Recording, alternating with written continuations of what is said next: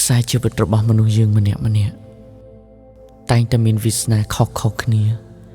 បើទោះជាស្ថិតក្រោមមេឃតែមួយដូចគ្នាក៏ដោយក៏ផលបំណុចឲ្យមិនដូចគ្នាដែរខ្លះសខ្លះខ្មៅខ្លះមានភ្នែកភ្លឺឯខ្លះទៀតមានភ្នែកពិការ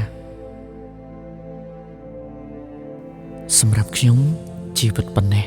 ខ្ញុំគិតថាល្អប្រសើរណាស់ទៅហើយកាលពីមុនខ្ញុំមើលមិនឃើញដូចពេលនេះផងប៉ុន្តែពេលនេះខ្ញុំបានគុណលោកគ្រូពេទ្យជួយសង្គ្រោះភ្នែករបស់ខ្ញុំដោយមេត្តាធម៌បំផុតបើទោះបីជាព្យាបាលមិនបានជាដាច់ក៏បានមើលឃើញតិចគ្រាន់នឹងធ្វើការងារជំនួសដៃជើងប្រពន្ធរបស់ខ្ញុំបានខ្លះមើលចុះនេះជាផ្កាស្រស់ដែលប្រពន្ធរបស់ខ្ញុំដាំតើ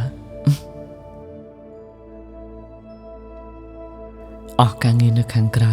ក៏ចូលដល់ការងាររបស់ខ្ញុំម្ដងបើកទ្វារក្រឹបចូលបន្ទប់ស្ទូឌីយោហើយក៏សូមស្វាគមន៍បងប្អូនទាំងអស់គ្នាមកកាន់យឿនពិសីស្ទូឌីយោខេត្តកំពង់ចាមឃើញបន្ទប់ស្ទូឌីយោធំអញ្ចឹងតិចថានេះជាផ្ទះរបស់ខ្ញុំដាច់ទៅបងរំលោះគេទេបងប្អូនអើយឥឡូវនេះអង្គុយសោមខ្លុយដើម្បីចាប់ចុច record បឹបព្រោះចាំហើយនឹង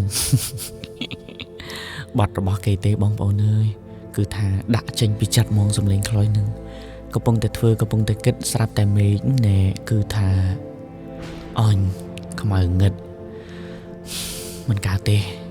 ររៀបចំចេញទៅជួយប្រពន្ធសិនខែនេះជាខែក្តៅប៉ុន្តែមិនគួរសោះធម្មជាតិបែរជាប្រែប្រួលប្រែពីខែប្រាំងចូលខែវស្សាទៅវិញប៉ុន្តែមិនអ្វីទេខំតិចទៀតឡើងប្រពន្ធសម្លាញ់តិចទៀតមិនមែនធម្មជាតិប្រែប្រួលទេសូម្បីតែពួកយើងក៏ប្រែប្រួលដែរប្រែប្រួលពីក្រឡើងទៅមានក៏អាចថាបានប៉ុន្តែមិនដឹងថាពេលណាគ្រាន់តែយូរហើយនឹងឆាប់តែបើតាមបងគិតមើលដូចជាមិនឆាប់ទេប្រពន្ធហើយតែមិនអីទេតោះយើងរៀបចំឲ្យបានបិទតូបងាលចេញទៅផ្សាររកទិញអីទៅលក់ថែមស្អែកបន្តទៀត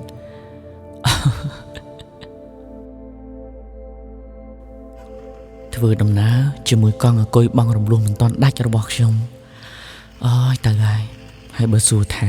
អាចចំអកតូចនោះទៅណាគេទៅភ្នំពេញលេងមួយរយៈបន្តិចទៀតមកវិញមានដៃជើងកោបន្តទៀតហើយពីអ្នកប្តីប្រពន្ធមិនដឹងថានិយាយរឿងអីខ្លះទេឃើញតែសើចហ្មង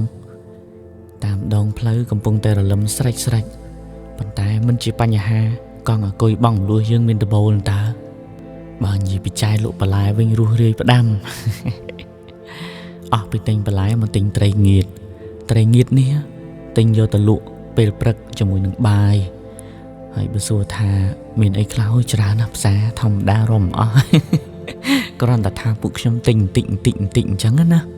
អស់ពីទិញបន្លែត្រីងៀតមកទិញស្ពៃជ្រក់ទុកលក់ទៀតមកដល់ផ្ទះធ្វើមកហូបបាយរវល់ឡាយពេកអត់បានថតក៏កាត់មកដល់ពេលព្រឹកឡើងប្រពន្ធឆុងកាហ្វេឲ្យភ្ញៀវឃើញទប់ចិត្តមិនជាប់ហ្វេនកាហ្វេប្រពន្ធដែរហូបមួយដែរតែហ្មងទៅវ៉ាវបងប្អូនកុំភ្លេចមកគាំទ្រផងណានៅកំពង់ចាម Google Map នៅក្នុង link ណាជីវិតមានតែប៉ុណ្ណឹងខំប្រឹងលៃយ៉ាងណាបងផ្ទះឲ្យបានដាច់ទុកជាចម្រោកនោះជីវិតគ្រួសារនឹងមានសុភមង្គល